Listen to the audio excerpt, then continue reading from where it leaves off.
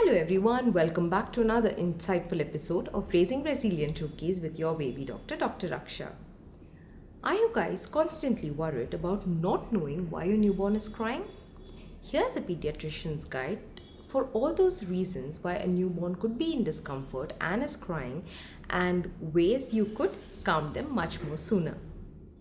The first most important reason why a newborn could be crying is when they are hungry. Crying is a wonderful way for a newborn to communicate his or her needs to the parent and the primary caregivers. So, when the baby is showing cues of hunger like sucking or rooting, that's when we pick up the baby and feed the baby.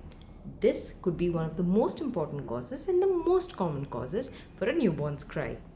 The second cause why a baby might be crying could be if the baby is overfed. How many of us have come across this? Every single time the baby cries, a bystander picks the baby and gives the baby to the mother's hand, saying, probably the baby is hungry and you need to feed it again. So this can cause overfeeding, and the tiny tummy of the baby could be distended. If that happens, the baby will be in discomfort and is going to cry a lot, and can probably be calmed down when the baby is burped or throws up a spit up. Remember, mamas, not every cry of the baby is for a feed. Point number 3, it could be because of a dirty diaper. Most of the babies are very sensitive to wetness or poop in the diaper.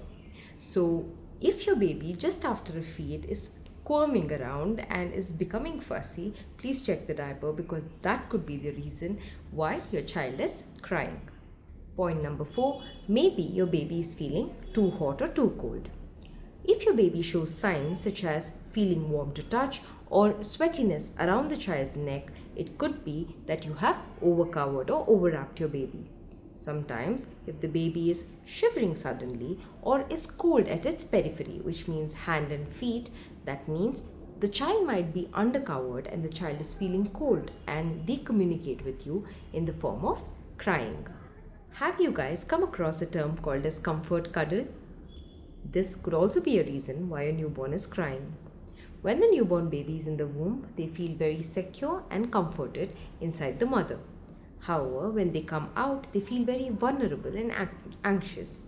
So, a baby seeks a mother to carry them and keep them close to her heart so that they can be familiar with that heartbeat and the warmth of the mother. To seek this kind of comfort is called a comfort cuddle, which could be one of the reasons why your baby is crying. Did you know an overly stimulated baby could also be a reason why your baby is crying excessively? Baby's brain is extremely tender, and constantly exposing it to changing stimulus of sound or light or even surroundings can overly stimulate your baby and can cause excessive crying. So how do we tackle this?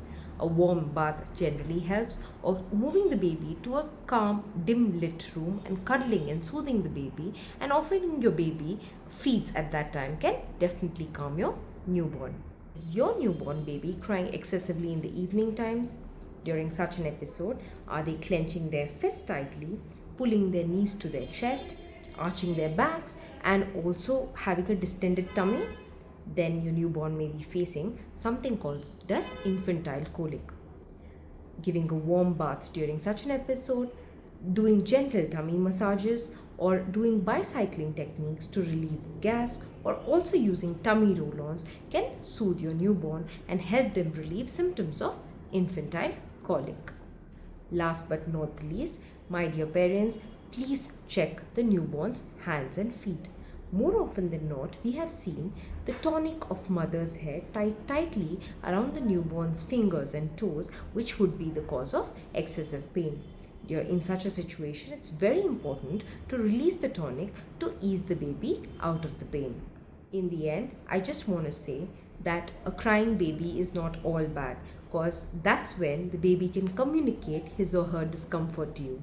But despite every checklist being ticked, if your baby is still crying, or if you have a gut feeling that something is wrong with your baby, or if your baby has high fever, vomiting, loose stools, and any sort of discomfort, that's when you need to visit your pediatrician to seek expert opinion.